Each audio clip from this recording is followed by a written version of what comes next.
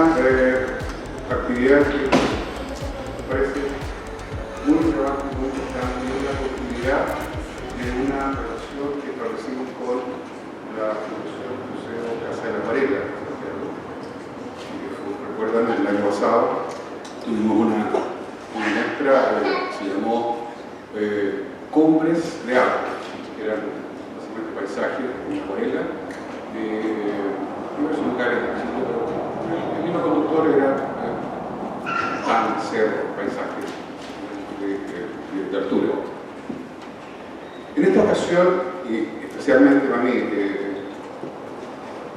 muy importante porque la muestra que tenemos en la sala es de arquitectos acuarelistas.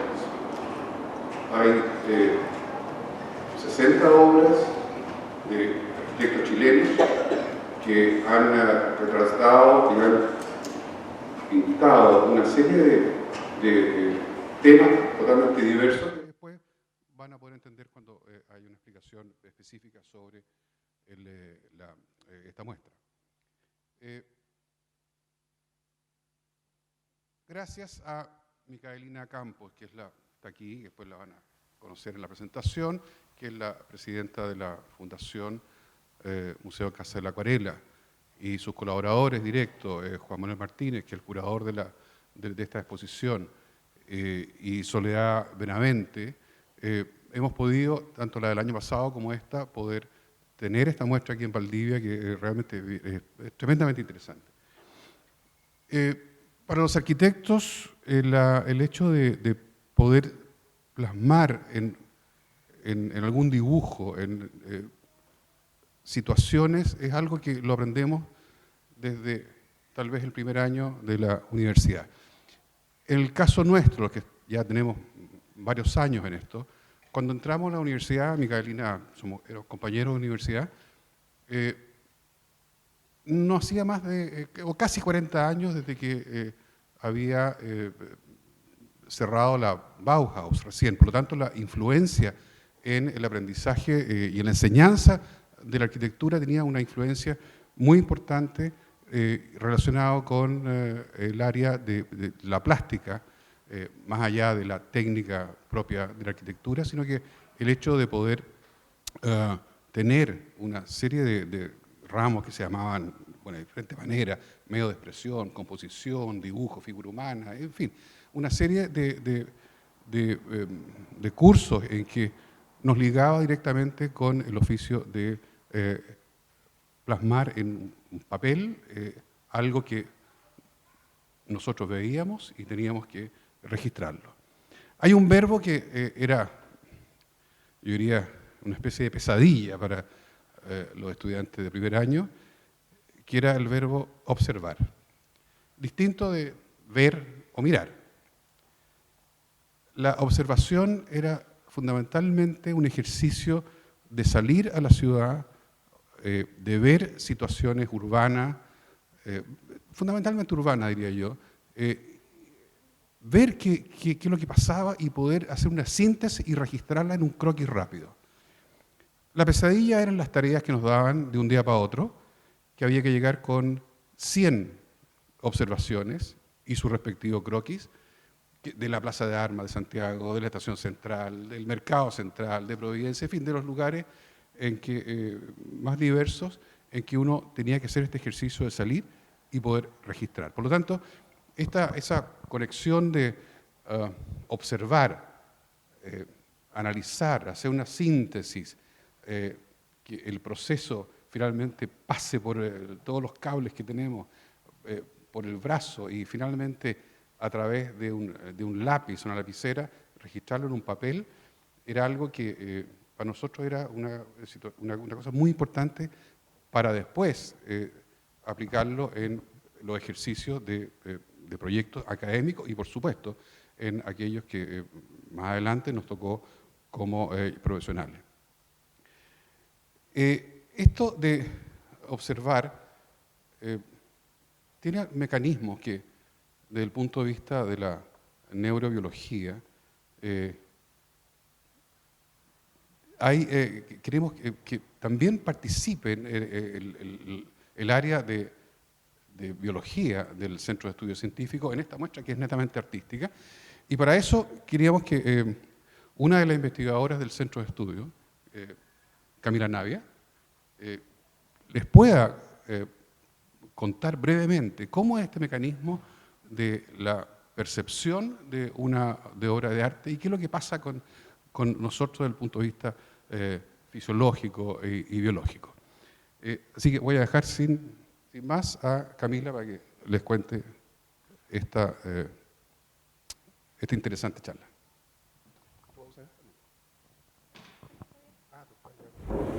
Muchas gracias, Fernando.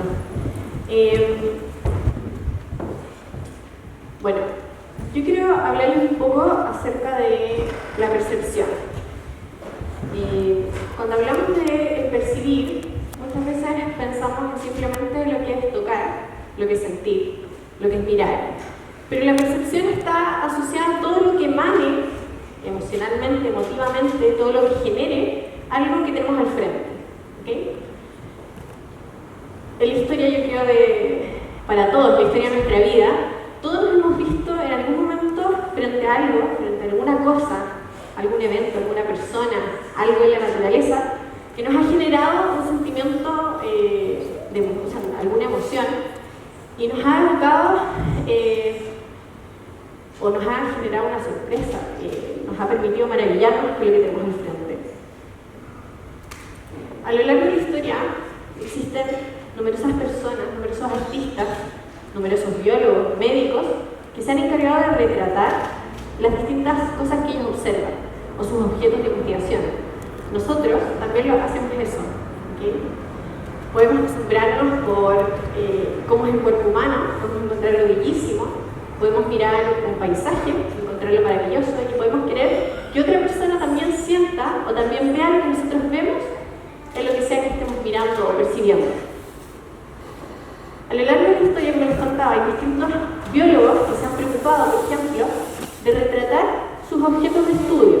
Y no solamente dibujarlos y hacer un esquema para que sepamos cómo son las estructuras marinas, cómo son las plantas, sino que de una manera que podamos percibir la belleza que hay detrás de este objeto de observación.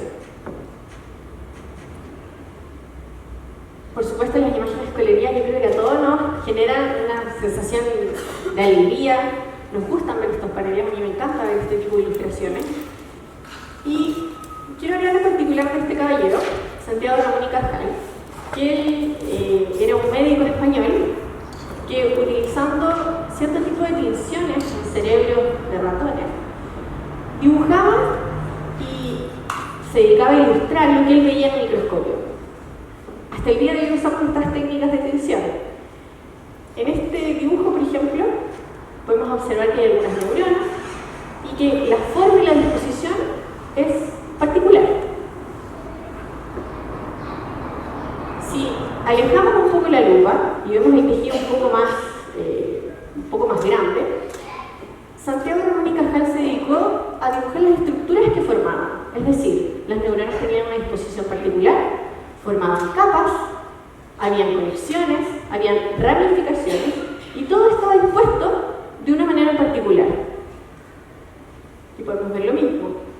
Neuronas que tienen ciertas proyecciones están distribuidas de alguna forma, que hay una capa con todas sus proyecciones hacia la zona más apical y un gran árbol dendrítico basal.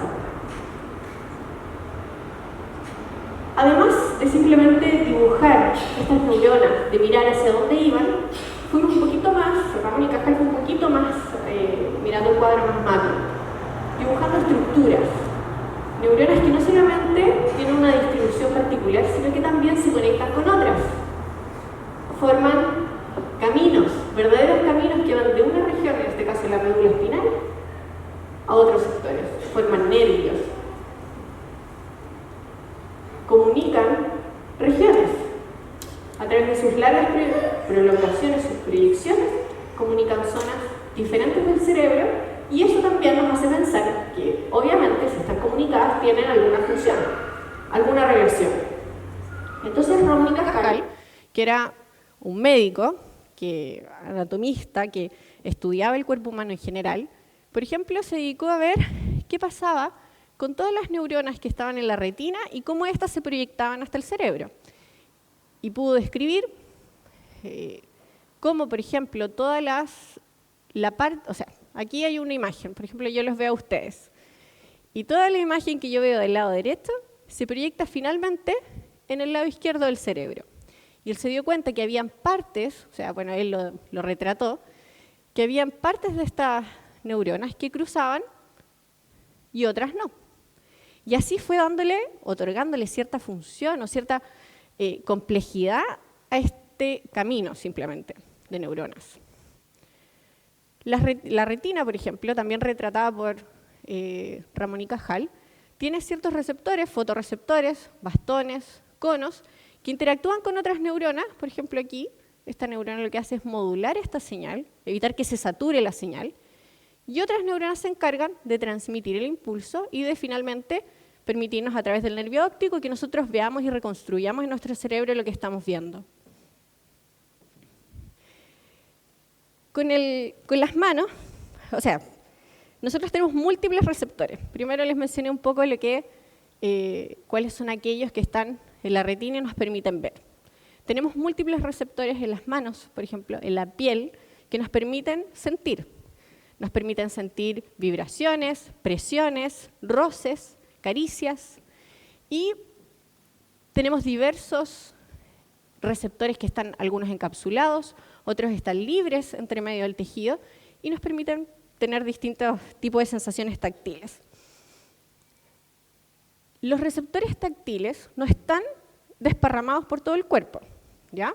Yo les voy a pedir que hagamos un ejercicio chiquitito y que con los dos dedos de su mano derecha se toquen la ropa y sientan la textura de la panty, del pantalón, lo que sea, del chaleco puede ser. Ahora hagan lo mismo pero con el dorso de la mano. No tenemos la misma nitidez de la sensación, ¿cierto? No podemos percibir todos los hilos del tejido. Y eso es porque la cantidad de receptores que tenemos en la yema de las manos, por ejemplo, es la más alta que encontramos en todo el cuerpo, ¿ok? Ya que nuestras manos están especializadas en esto, en sentir, en tocar y en percibir. En el caso de la audición, por ejemplo, también tenemos un complejo mecanismo en el cual las ondas sonoras se transmiten a ondas en un medio acuoso y que finalmente mueven esta membrana que está aquí, que esta es la imagen de arriba es lo que encontramos en esta zona, pero aumentado. Y todas las ondas sonoras generan ondas en estos espacios que están llenos de agua. Y esta membrana se mueve y estimula unos pequeños pelitos, unos pequeños cilios que tienen estas células.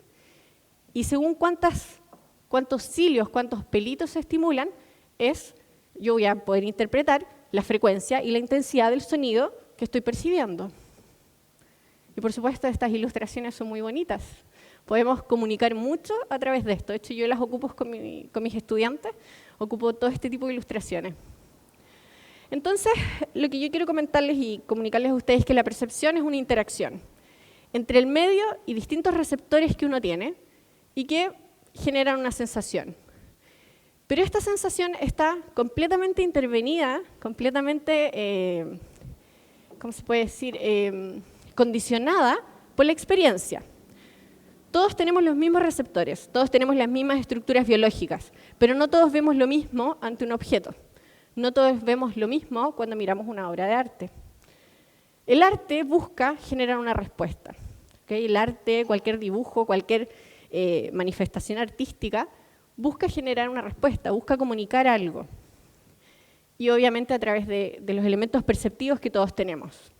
Nosotros podemos percibir algo, solamente mirarlo, entender qué es el concepto, entender qué es un barco.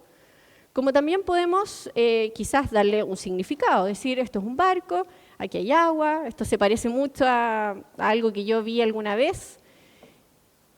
Pero también puede generar una emoción. Yo puedo mirar esto y recordar, por ejemplo, cuando tuve un viaje maravilloso y vi el mismo tipo de barcos y me genera o emana en mí la misma emoción que yo sentí en ese momento. Y finalmente el arte también puede generar una respuesta. Yo puedo ver algo, puede tener tal significado y tal peso emocional para mí que yo puedo ponerme a llorar, por ejemplo. me puede doler la guata, me puedo apretar entera cuando veo un cuadro y estar maravillada con eso. Existen distintos recorridos, distintas conexiones neuronales que nos permiten experimentar este tipo de percepción. Yo puedo, por un lado, recorrer algunas vías que no vamos a ahondar en eso, que me permitan darle un sentido a lo que yo estoy viendo, darle un contexto. Pero también hay otras que me permiten generar una emotividad, una emoción asociada a lo que yo estoy viendo. Entonces, como decía don Fernando recién, no nos quedemos solo en ver una obra, sino que tratemos de evocar esa emoción, tratemos de escarbar un poco en los recuerdos, en la memoria, en la experiencia, démonos un tiempo para mirar las obras, de manera que podamos observar y que podamos percibir lo que tenemos al frente con una experiencia completa. Así que esa es mi invitación para ustedes, que no solo veamos, sino que observemos y tratemos de percibir por completo lo que tenemos. Eso. Muchas gracias.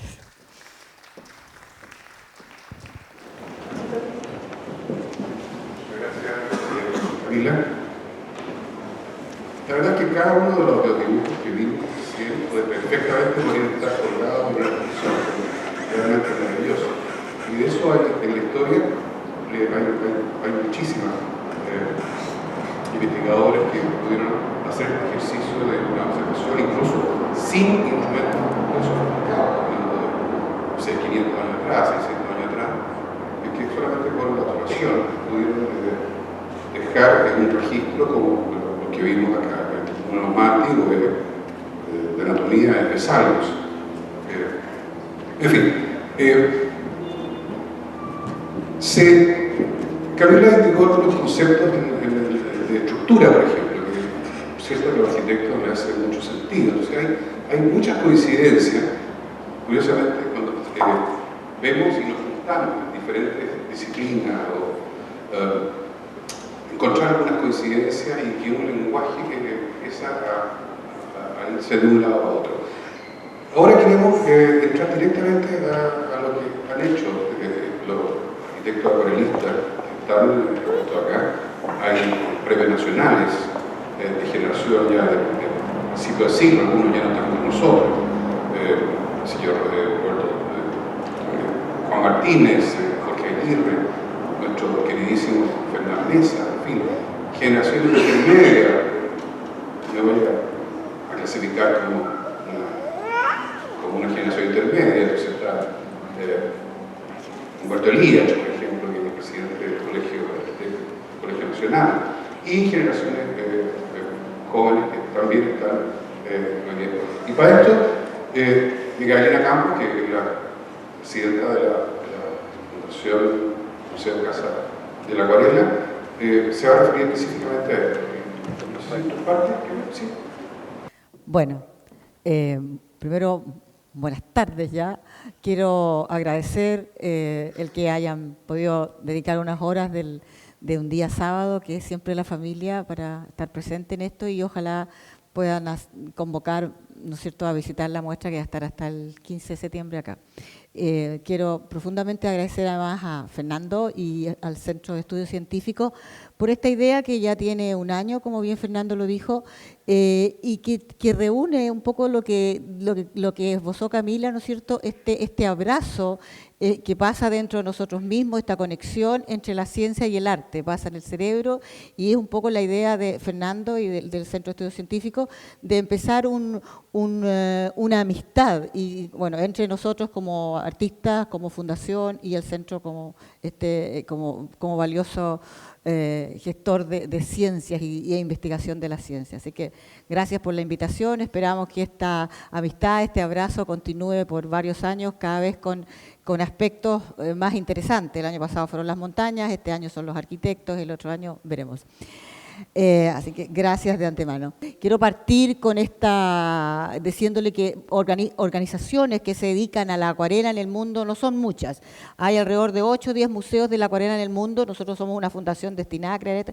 Y hay 4 en Europa, unos en China, 2 en España, y hay 2 en México, que el más grande museo de la acuarela está en México, porque la acuarela en Latinoamérica Mesoamérica en realidad, pese a lo que se piensa, es bastante más antigua de lo que llegaron los conquistadores españoles. Los mayas ya usaban pintura al agua y el fundador de ese museo es Alfredo Guatirrojo, que desgraciadamente ya no está con nosotros, y la primera cita, ¿no es cierto?, que básicamente plantea que desde el inicio el hombre se sintió en libertad de usar un color, una tierra, un carbón, mezclarlo con agua y expresarse. Y terminar con esta cita de nuestro Nemesio, que este año cumpliría 100 años, que es de 100 años de nacido, y que, ¿no es cierto?, en una carta aérea que le escribió a su hijo, él habló de este descubrimiento que hizo muy joven cuando estudiaba arquitectura, que lo mandaron a pintar el cerro y se le corrió el agua y dijo, oh, soy pintor, la acuarela me abrió el futuro. Y esa es la razón por la que Antúnez entró en la pintura mucho más allá de sus estudios formales de arquitectura. Vamos a hablar de varios temas.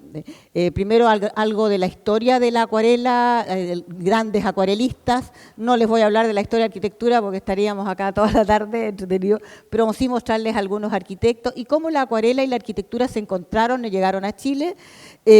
Hablar de los grandes maestros. ¿Por qué los arquitectos, aparte de su labor de ilustrar los planos, también se expresaron plásticamente con la acuarela?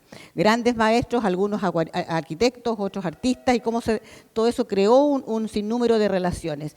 Y les voy a, dentro de lo que es esta presentación, quise darle cómo también algunos de nuestros artistas, e incluso un artista valdiviano muy conocido, se expresaron a través de la acuarela, expresaron la vivienda a través de la acuarela. Y finalmente contarles algo de lo que es la exposición y sus artistas.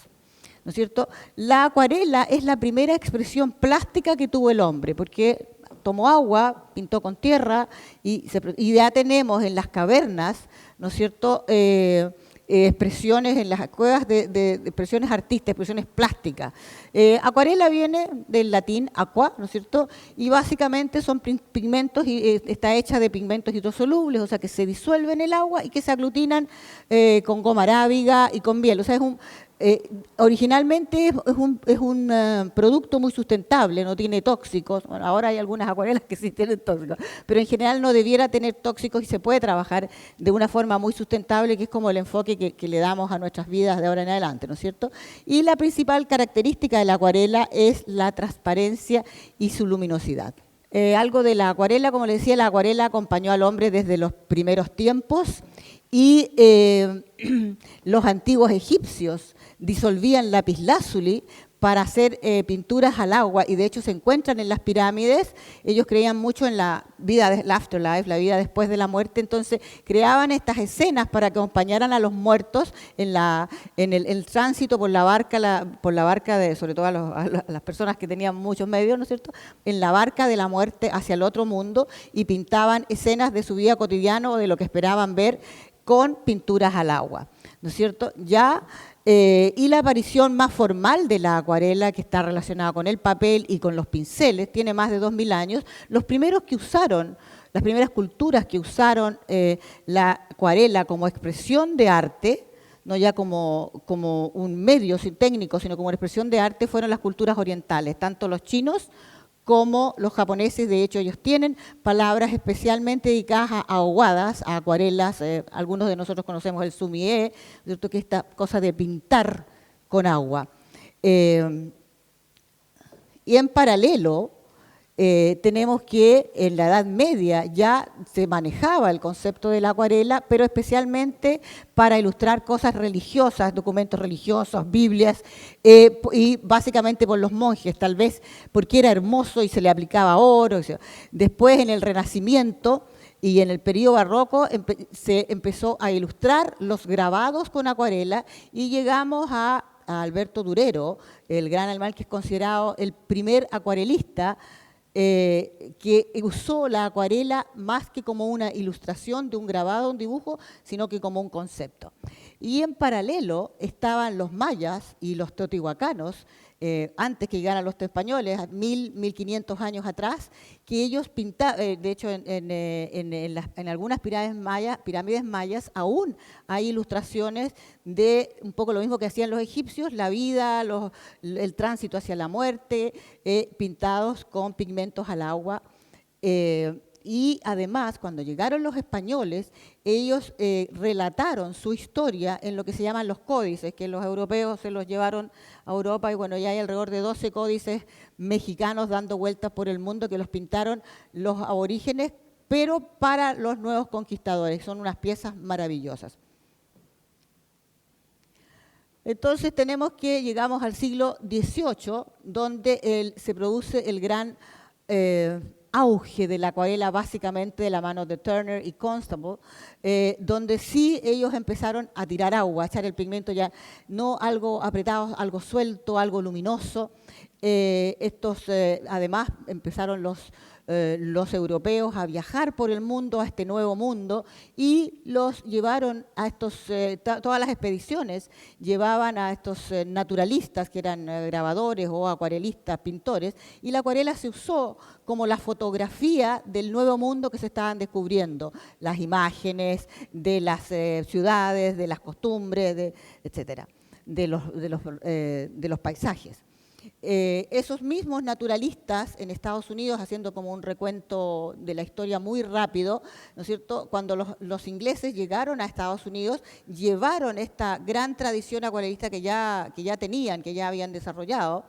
De hecho, la primera sociedad mundial de acuarelistas es la que se creó en Inglaterra, la Royal Watercolor Academy. Entonces en Estados Unidos ellos se adaptaron con esta educación inglesa de la acuarela. Y tenemos grandes acuarelistas, ya sea en lo realista o en lo abstracto, y llegamos al siglo XX, donde hubo artistas como Paul Klee, que combinó con tinta, o como Kandinsky, que creó en el 1909 la primera, hace más de 100 años, la primera acuarela abstracta. Y finalmente, en la segunda mitad del siglo XX, los abstractos modernos trabajaron con pliegos muy grandes. Antes siempre se trabajaba con papeles muy pequeños, se empezó a desarrollar la industria del papel, y tenemos a Jackson Pollock, que tiraba pliegos de varios metros de papel sobre el suelo, echaba pigmentos acuarela en un balde y, ¿no es cierto?, ya no dibujaba con un pincel, sino que dibujaba con el movimiento, con el movimiento áptico, ¿no es cierto? Hay una obra de Jackson Pollock. Les voy a mostrar acá, desde de lo que hemos hablado, obras así muy emblemáticas de estos grandes acuarelistas que marcaron la historia de la acuarela a partir del 1500. Acá tenemos obras de Durero, como les hablaba, y esta liebre que aparece ahí se considera la primera acuarela, porque fue la primera vez que se usó desde nuestro mundo occidental, no así los orientales, la acuarela, el pincel no como para un dibujo, sino que para usar una forma. Esas liebres es paradigmática. Aquí tenemos unas acuarelas de Turner, que es considerado el maestro de la luz, el inglés, ¿no es cierto? Acá hay acuarelas avanzando, ¿no es cierto?, de otros pintores que fueron emblemáticos. Edward Hopper, un gran pintor estadounidense, y tenemos algo de Paul Klee. Andrew Wyeth, que es un estadounidense muy particular porque hacía hiperrealismo, pero con un concepto muy trágico en acuarela, y Morandi, que es uno de mis acuarelistas favoritos, un italiano fantástico que tiene un museo muy pequeñito en Bolonia y que se dedicó 30 años de su vida a pintar solo bodegones en acuarela. Tenemos a Mariano Fortuny, un gran español de la época de Goya, muy famoso, que fue el pintor más famoso y más rico de Europa en esa época. Muy bien pagado por sus óleos, pero las acuarelas no eran bien pagadas, entonces él, toda la colección de acuarela que tiene, que es muy bonita, se la hizo solo para él y se ha descubierto hace poco. Y bueno, Kandinsky con la primera acuarela abstracta. Después tenemos a un gran alemán, también bastante conocido, Emil Nolde, muy impresionista, que manejó el color y la transparencia, cosa que hasta ese momento no se había usado, con una fuerza muy fuerte. Bueno, y Chagall, los sueños todos pintados de acuarela, igual que Hundertwasser, sueños acotados, también pintados en acuarela. Y aparece hasta ahora solo nombres de hombres. Hubo mujeres que trabajaron muy bien la acuarela, Berthe Morisot, en Francia, que es discípula de Renoir y trabajó con Manet también en algún momento. Las acuarelistas inglesas que de hecho, la primera acuarelista inglesa después de Turner dice que fue la reina Victoria porque sacaba unas cajitas a pintar de colores, a pintar al campo. Entonces toda la alta sociedad, especialmente las señoras, la acompañaban y hay muchas acuarelistas inglesas muy buenas. Y finalmente Georgia O'Keeffe, la gran artista estadounidense, mucho más conocida por sus flores, trabajaba la acuarela especialmente en sus desnudos de una manera magistral. Es como un overview de lo que son los grandes maestros. Quedan muchos fuera y de hecho son alrededor de 1000 los acuarelistas destacados en el mundo hasta ahora con distintos enfoques. Siguiendo con la acuarela, tomamos nuestro tema de la arquitectura. Bueno, todo, ¿no es cierto? La arquitectura, así como la acuarela acompañó al hombre desde el punto de vista artístico desde los primeros días, la arquitectura, el concepto de vivir en un lugar, apenas el hombre dejó de ser nómade. Se creía hasta hace poco que el hombre apenas dejó de ser nómade, se estableció para cultivar y ahí hizo sus viviendas, sus casas, su arquitectura. Pero en realidad se ha descubierto hace poco, 10 o 15 años atrás, por un yacimiento que tal vez conozcan que se llama Göbekli Tepe en Turquía, que tiene data de 13.000 años, o sea, de la época neolítica, antes que se establecieran los sedentarios, en la época todavía nómade, en que se prueba, unas grandes construcciones, en que se prueba que el hombre antes de cultivar y asentarse hizo arquitectura religiosa, porque este es un centro religioso que duró varios miles de años, alrededor de 3.000 años, donde las gentes iban y volvían cada cierto tiempo en su nomadismo. Y eso ya está construido como arquitectura y y decorado como arte. También ahí hay pinturas al agua. Bueno, hay muchos arquitectos famosos. Se dice que el primer arquitecto es el egipcio Imhotep, hasta llegar a alguno más famoso están los griegos, ¿no es cierto?, los italianos, Brunelleschi y Le Corbusier, que es considerado el maestro de la arquitectura moderna, de la cual esa acuarela es una muestra uno de sus proyectos más famosos, la Capilla Ronchamp. Esa acuarela no la hizo él, pero se hizo en su estudio. ¿Cómo llega la acuarela a Chile? ¿No es cierto? Ya habíamos hablado de estos naturalistas. Hay una expedición muy famosa de Malaspina, ¿no es cierto?, que trajo que fue una de las primeras, que trajo estos naturalistas que venían a fotografiar en acuarela el nuevo mundo chileno, los estrechos, la fonda. Y dentro de eso, ¿no es cierto?, los primeros que hicieron fueron mapas coloreados a la acuarela y después esta acuarela, ilustración naturalista. Y bueno, después los grabados en la época colonial se ilustraron, los grabados se teñían mucho a la acuarela. Entonces tenemos que al final, y de nuevo el encuentro entre ciencia y arte, que Chile está definido por la ciencia a través de la acuarela. Y tenemos grandes científicos que vinieron, ¿no es cierto?, von Humboldt, Claudio Gay, Domeyko y Rodolfo Filippi, que se estableció en Valdivia, del cual muchos de ustedes, yo alguna vez vine y lo encuentro maravilloso, les recomiendo visitar. Aquí hay una colección de acuarelas preciosa de Rodolfo Filippi. Tengo entendido que hay un museo y que de Filippi, claro, y las acuarelas ahí tienen ese acervo está guardado. Alguna vez me tocó investigarlo, maravilloso, sobre los pequeños vegetales y animales, y todo en unas acuarelas de una exactitud y de una sutileza, de una transparencia, conservando el blanco del papel.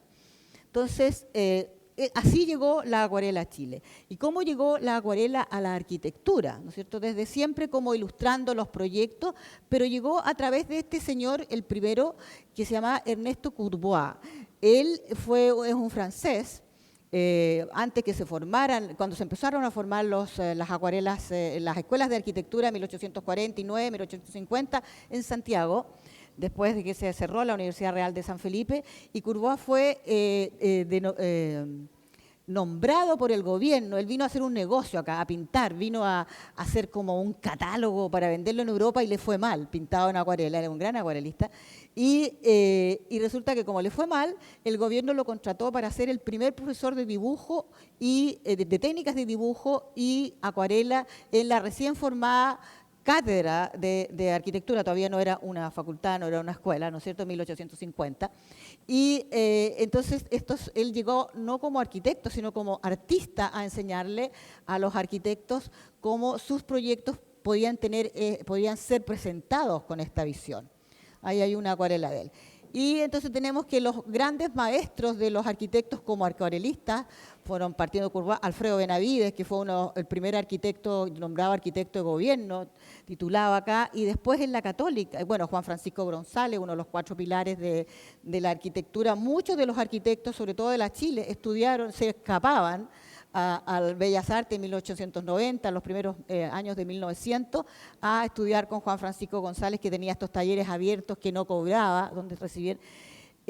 Después, y la Católica en paralelo estaba Ignacio Baixas, que mucha gente piensa que es arquitecto. Él era un español que fue traído y él fue el que hizo la primera cátedra de acuarela en la Universidad Católica. De hecho, Nemesio estudió con él. Después tenemos, y es lo mismo que hizo Baixas en la Católica, lo hizo Camilo Mori en la Chile, que hacía cátedra de dibujo y acuarela. Y después, siguiendo la huella de González, Israel Roa, tenemos uno de nuestros arquitectos que exhibe acá, uno de nuestros tesoros vivientes, que tiene 95 años, se escapaba, así como antes se escapaban a ver a González, se escapaba a la Escuela de Bellas Artes a estudiar con el maestro Roa.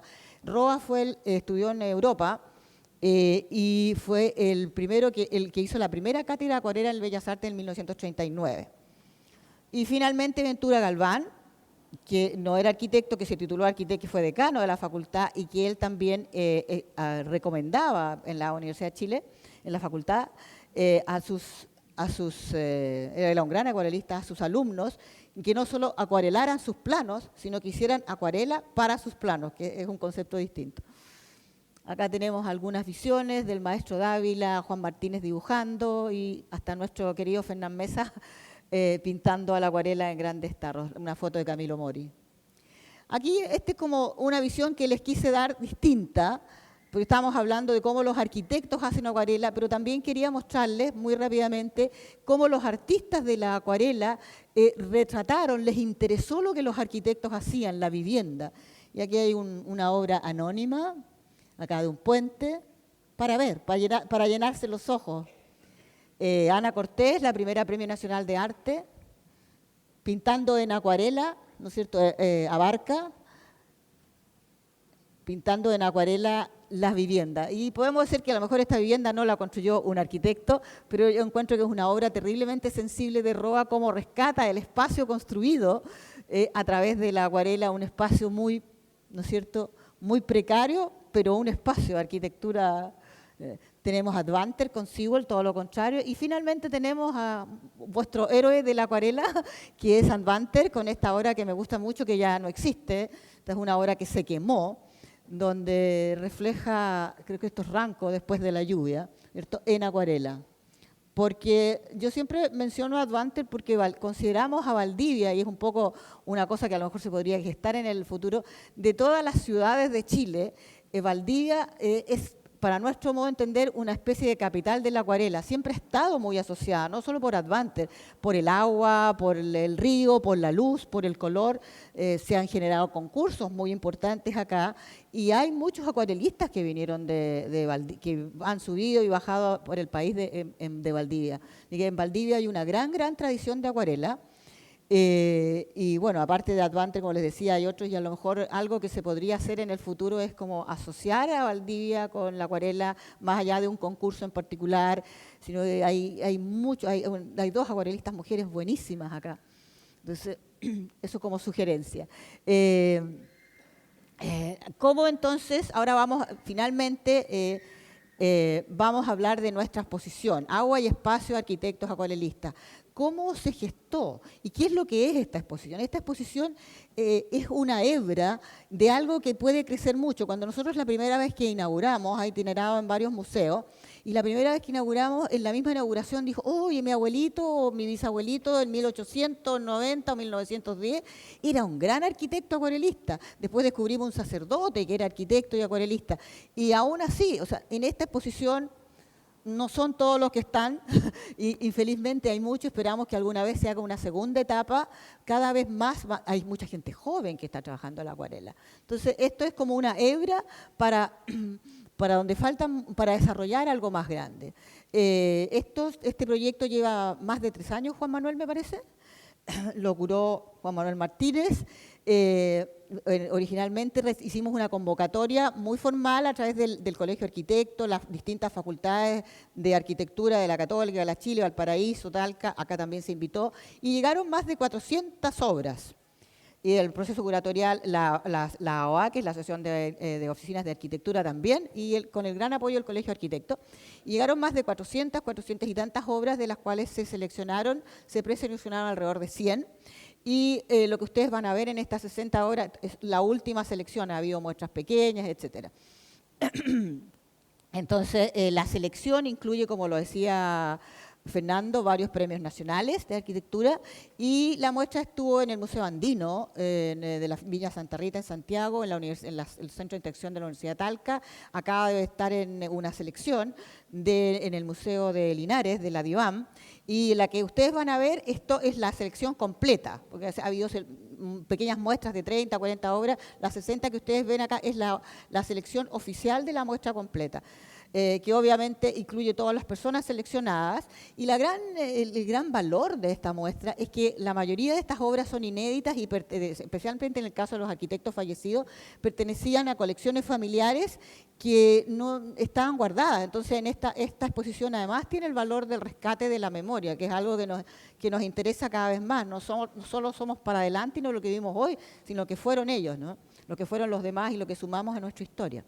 El curador organizó esta exposición en función de 4 ejes temáticos. Primero, la ciudad, ¿no es cierto? Hay algunos y lo van a ver, ¿no es cierto? Algunos de los arquitectos son expertos en retratar en acuarela la ciudad, el paisaje, que es el tema que más impresiona a los arquitectos en distintas formas, la figuración, y van a ver, ¿no es cierto?, algunas máscaras, flores muy figurativas, y finalmente la abstracción, que es una forma muy interesante porque es como el arquitecto se sale de su concepto acotado, del dibujo, del borde del espacio, ¿no es cierto?, a algo totalmente plástico. Entonces vamos a ver nuestros artistas. Mi favorito, el primero tal vez, el mayor, ¿no es cierto?, nació en 1901, Juan Martínez, el primer Premio Nacional de Arquitectura. Un tipo muy particular, autor de la Escuela de Derecho, como bien saben los que son arquitectos, el Templo de Maipú, ¿cuál otro? La Escuela de Medicina de la Universidad de Chile, la Escuela de Derecho de la Universidad de Chile. Pero la historia de Juan Martínez es muy bonita, porque se puso a estudiar arquitectura y a los 18, 19 años, 20 años iba en tercer año y decidió que la formación que tenía acá no era suficiente y se mandó a cambiar a Europa. Pero el padre le autorizó el viaje, pero no le dio plata. Y en esa época, estamos hablando de 1925, 27, a lo mejor era más fácil que hoy sobrevivir en Europa, pero necesitabas plata. Y lo que hizo fue, él había estado en algunas clases abiertas de Juan Francisco González, por eso que les conté antes, es súper importante esta cosa de Juan Francisco González, que abría sus cátedras a los que fueran, y había aprendido algo con él, y se mantuvo por 2 o 3 años, en Europa, recorriendo las ciudades y pintando lo que veía en acuarela. Y entre medio de eso postuló al primer pabellón de Chile en la exposición, al pabellón de Chile en la exposición de Sevilla, y se ganó el primer premio con 25, 26 años, y fue el espaldarazo para volver a Chile y ya terminar su estudio, consolidar su oficina, el espaldarazo de haber ganado y construido el pabellón de Chile en la exposición de Sevilla. Estas vistas tiene una serie estas son especialmente unas vistas sobre Venecia. Él es un adelantado en cuanto a acuarela, porque si ustedes se fijan, no dibuja primero con lápiz, sino que pinta lo que ve, las fachadas, los espacios, las calles. Tiene unas vistas de Estocolmo maravillosas. Y toda esta obra, como les decía, está guardada en la familia, colgada en él falleció bastante temprano, a los 75 años, en el 77 me parece, y está guardada, colgada en los muros de la casa de una de sus hijas, que también ya son bastante mayores. Entonces, el traer y el poder exponer esto es recuperar una memoria. Hay mucha obra de él en internet, pero lo que ustedes van a ver acá son un tesoro, una joya.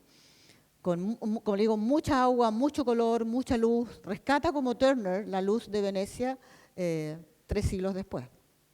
Después tenemos a Jorge Aguirre Silva. Ahí sí está bien, mira. Jorge Aguirre Silva, otro Premio Nacional de Arte.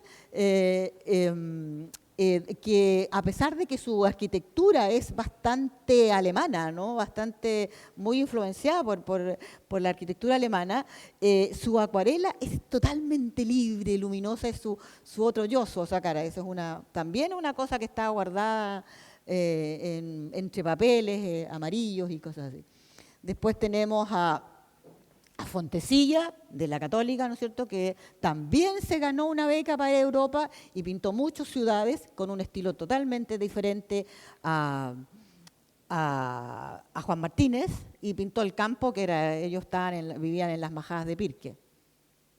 Y tenemos a Alberto Cruz, también nuestro premio, que es un loco soñador muy lindo de la Católica Valparaíso, el único exponente de la Católica Valparaíso.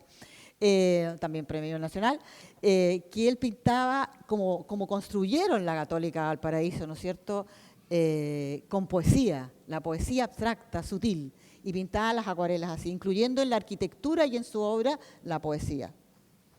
Y después Ventura Galván, un gran arquitecto, un destacado arquitecto, decano de la facultad, maestro de muchos, con una acuarela muy suelta, también había estado en España estudiando por su cuenta. Y hay cosas maravillosas como encontrar también en colecciones particulares, él murió y no dejó descendencia, esta casa en Ñuñoa que ya no existe. O sea, la acuarela también como testimonio, la acuarela de la arquitectura. Pintó muchas cosas en el Quisco, donde él hizo casas y tenía su vivienda. Y después tenemos a nuestro querido Nemesio, este loco lindo, también, ¿no es cierto?, que definitivamente abandonó la arquitectura y se derivó a la pintura, y todo por estas clases que hizo con el maestro Baixas, como les contaba, pintando en el Cerro San Cristóbal cuando el Sheraton no existía, y que se le corrieron las rocas del Cerro Santa Cristóbal, y dijo, pucha, ahí le encantó esta cosa que el agua formara el espacio, formara el paisaje, y se dio cuenta que la acuarela le mostró el futuro y dijo, fue la primera vez, y lo cuenta en su carta aérea, cuando las dos primeras acuarelas que se le chorrearon, y dijo, aquí hay algo, yo soy pintor.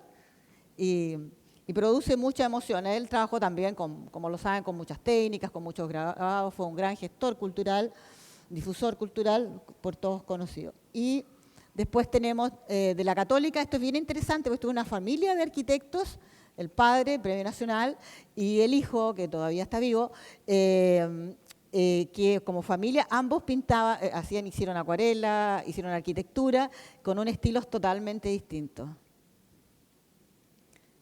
Y aquí tenemos lo que llamamos nuestros tesoros vivientes. Francisco Hijo, este fue alumno de Roa, de Camilo Mori y también de Ventura Galván.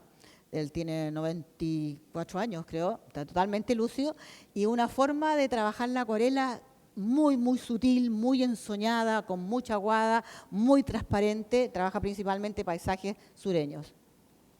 Otro tesoro viviente, Calico Marner, Calico para los que lo queremos, los que fuimos alumnos de él, que es el primer arquitecto, primer acuarelista abstracto que tenemos en Chile. Trabaja el húmedo sobre húmedo, que es una técnica donde el papel, que es lo que vamos a hacer un poco en el taller mañana, la técnica más contemporánea que se usa, que el papel se mete en una batea de agua y sobre esa agua que está aún sobre el papel se pinta. Hay que tener un control muy grande. Y él trabaja mucho estas atmósferas y trabaja la abstracción. Calico está completamente sano y bien y todavía pintando, expuso hace 6 meses, él vive en México, pero viene a Chile a exponer. Y tenemos a Fernán, que desgraciadamente ya no está con nosotros, gran maestro de generaciones, no hay arquitecto que no haya pasado estudiante de arquitectura que no haya pasado por la Universidad de Chile en los últimos 40, 50 años, que nos adore a Fernán, hacía medios de expresión. Y ahí te dejaba expresarte y él te forzaba a expresarte. Trabajó mucho la acuarela, pero en combinación con otras cosas, con pinturas sobre papeles volantines, todo lo que se podía, todo es libre. Y este es lo que mostramos acá, son unas obras inéditas guardadas, la obra de Fernán se ha perdido mucho, no tenía heredero, y hay una persona que tiene algunas obras muy bien guardadas, porque al trabajar sobre papeles volantines o papeles muy finos, se ha ido perdiendo el color. Estas obras están en perfecto estado, parte de la serie Máscaras, que son 18. Después tenemos a José Gobasevich, que desgraciadamente tampoco está con nosotros. Que José, el Pepe, se movió, aquí uno de los arquitectos de la UNTAC, lo que es el Congreso también, ¿no? se movía en los paisajes semi-abstractos, fue alumno de Hardy Bistúa, uno de los grandes educadores de acuarela, y de Lea Kleiner, que fue la impulsora en el húmedo sobre húmedo. La Montserrat Palmer, pocas mujeres, pero muy valiosas. Montserrat es una mujer muy particular, porque la Montserrat fue la que abrió el debate y la investigación en arquitectura, puso la arquitectura y los arquitectos chilenos, por lo menos en el contexto latinoamericano, creó y apoyó la revista Arquitectura La Primera, que mostró lo que era la arquitectura chilena. Ella estudió en la Católica, la echaron de la Católica, después terminó en la Chile, la echaron de la Chile con el golpe militar y fue al final decano de la Católica. La obra de Montserrat, que ella fue una gran... Solo usaba la acuarela para expresarse, más que ilustrar sus planos, de una soltura, también trabajaba en húmedo sobre húmedo muy temprano, y su obra es totalmente desconocida. Ella tampoco tiene heredero, ya está muy, muy enferma, y estas obras están en manos de algunos amigos, y la Católica tiene una serie de obras, alrededor, ¿cuántas, Juan Manuel? ¿Como 80? O 70, 80, y están cerradas, nadie las ha visto, no las han investigado todavía, ellas donaron esa obra. Entonces, esto también es parte de un rescate patrimonial, y Montserrat, ya ha habido algunos homenajes a ella. De hecho, hace poquito la Universidad de Chile la nombró con una medalla, hace como un mes atrás, pero toda la obra en acuarela de Montserrat, que es muy interesante, es totalmente desconocida. Hay mucho trabajo por hacer. Después tenemos a Alfredo Recart, también de la Chile. Trabaja mucho la acuarela con influencia inglesa de la época de Turner o Constable, y a Rosita Guzmán, también de la Chile, me parece, que trabaja la abstracción en una forma... Estas son unas obras sobre Humberstone. Fueron a Humberstone y pintaron Humberstone, y estas son las rescas oxidadas de Humberstone en acuarela. O sea, la visión que tiene de la abstracción es muy, muy interesante. Y quiero terminar, porque estamos hablando de gente que o no está con nosotros o que nació en los 40, en los 50, tal vez para muchos de nosotros ya eso es un pasado bastante. Pero tenemos que ahora, después del gran auge y tal vez un poco abandono de la acuarela en la arquitectura por el gran uso de los medios digitales para construir los planos, los AutoCAD, etcétera, etcétera, ha habido un reencuentro, una vuelta de los arquitectos, y sobre todo los arquitectos jóvenes, a expresarse mucho más allá de un plano, mucho más allá de su propio trabajo en acuarela. Y menciono a este chico que tiene 30, 32 años, que trabaja los glaciales con acuarela sin dibujo, expresando la mancha, trabaja en un formato muy pequeño, y está empezando, seguramente va a llegar a ser un gran acuarelista, pero de alguna manera crea la sensibilidad a partir de la acuarela, de la arquitectura, la visión de la arquitectura del espacio, pero con agua, con pigmentos, sin lápiz. Y esperamos que haya muchos chicos de 30 o menores de años que sí, y por eso lo mostramos en esta exposición. Finalmente, quiero terminar esto con una cita de Antonio Sadi, que es arquitecto, es doctor en ecoarquitectura y es miembro del Instituto de Historia y Patrimonio de la Universidad de Chile. Él es acuarelista también, no quiso participar en la muestra porque sentía que él no estaba para estar en conjunto con las muestras, tiene unas acuarelas muy bonitas, y hizo uno de nuestros textos que pueden ustedes leer cuando vayan, pero es muy bonito lo que dice, porque dice cuando el arquitecto, ¿no es cierto?, y esta es con lo que intenta transmitir la emoción, que es un poco lo que hablaba Camila, la emoción que nos produce un color preciso, la mancha, el controlar el derrame perfecto del agua que envuelve el pigmento y crear algo, los arquitectos rozamos la felicidad. Esa frase que es muy emocionante, quiero con ella terminar, darles las gracias y esperar que esto sea, como les dije, el primero de muchos pasos para descubrir mucho más arquitectos, acuarelistas y tal vez en otras profesiones también. Eso, gracias.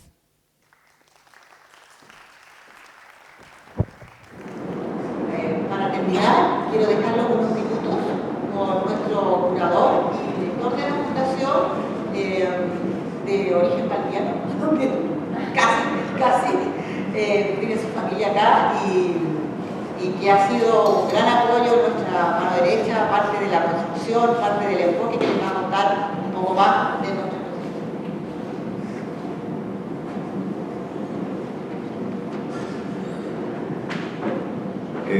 Muy buenas tardes, muchas gracias por su presencia. Yo brevemente quiero, en primer lugar, agradecer al Centro de Estudios Científicos de acá de Valdivia por la posibilidad de poder montar esta muestra acá, de poder estar con ustedes y traer esta magnífica selección. Es, como decía Micaelina, es la versión completa de la muestra como la pensamos, ¿no? Originalmente.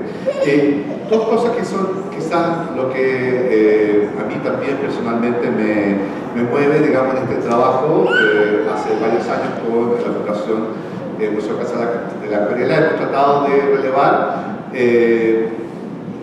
lo patrimonial, ¿no es cierto?, de la manifestación artística de la acuarela. Lo hicimos a través de los artistas, ¿no? Básicamente, tanto de las escuelas de Bellas Artes que mencionan en Chile en el siglo XX, con figuras como Roa, en fin, como también la Lea Kleiner. Pero también nos quedaba una gran área, ¿no?, que eran precisamente las escuelas de arquitectura. Y para eso hemos trabajado ya un par de años, ¿no?, relevando toda esa información. Y fruto de esa información es precisamente, ¿no es cierto?, ese trabajo de investigación, es esta muestra, que es parte también de una secuencia de investigación más profunda que queremos después publicar, y de otra manera incorporar estas manifestaciones artísticas que se dan dentro de una formación académica, ¿no es cierto?, que en el caso de la formación académica de arquitectos, insertarlas dentro de lo que es el gran relato de la historia del arte en Chile. Básicamente, eso desde mi punto de vista de la historia del arte, ¿no?, tiene que ver básicamente con mostrar, relevar, ¿no?, darle la importancia que tiene este patrimonio dentro de este relato, ¿no?, historiográfico nacional, que es precisamente algo que todavía está construyéndose. Por eso ustedes son testigos, ¿no?, de esta oferta que nosotros hacemos, ¿no?, y que también nos acompaña el Centro de Estudios de Ciencia acá de Valdivia, en mostrar, ¿no es cierto?, esta magnífica exhibición. Como bien decía también Micaelina, tenemos que agradecer también a los autores de esta acuarela y también a los familiares de los que ya no están por esta sesión, ¿no?, de muchas de estas obras. Son obras inéditas, ¿no? Por muchos años no se sabía de la existencia de ellas, por lo cual también es un valor poder, ¿no es cierto?, mostrarlas al público. Finalizar diciendo que también no es una casualidad hacer la exposición acá, no solamente por este gran apoyo que hemos tenido acá desde el centro, sino porque Valdivia es sin duda, ¿no?, una de las ciudades donde se experimenta de mejor manera, ¿no?, la importancia de la acuarela, ¿no? Dos grandes acuarelistas como Betel Maya y Ambarte, y bueno, toda la gente que sigue la práctica de la acuarela realmente que se hace en esta ciudad. Entonces, por lo tanto, es claramente una posibilidad, ¿no es cierto?, de poder contemplar y hacer un homenaje también a ello. Un homenaje también a una persona, siempre hemos conversado también en la Fundación, a una arquitecta, Montserrat Palmer, precisamente. Tenemos aquí solamente una obra de su gran patrimonio, ¿no?, en la exhibición. Yo creo que es precisamente homenajear a una persona que es una gran formadora, una gran investigadora, pero también una gran productora de una acuarela que buscaba también un lenguaje artístico personal. Y bueno, finalizar, ¿no?, invitándolos a ver esta muestra, tomando las palabras, ¿no?, de Fernando y de Camila, que es invitar a observar esta muestra, observar estas obras, pero no solamente observarlas, sino también contemplarlas, ¿no?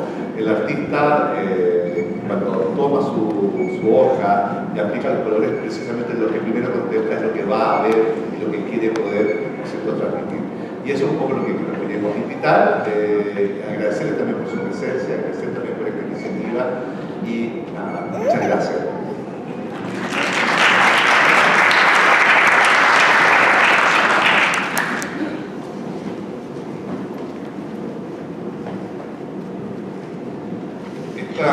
La Carta de la Ciencia ya tiene 10 años y bajo esta estructura, esta carta, me ha tocado presenciar muchas actividades, exposiciones, charlas, en fin.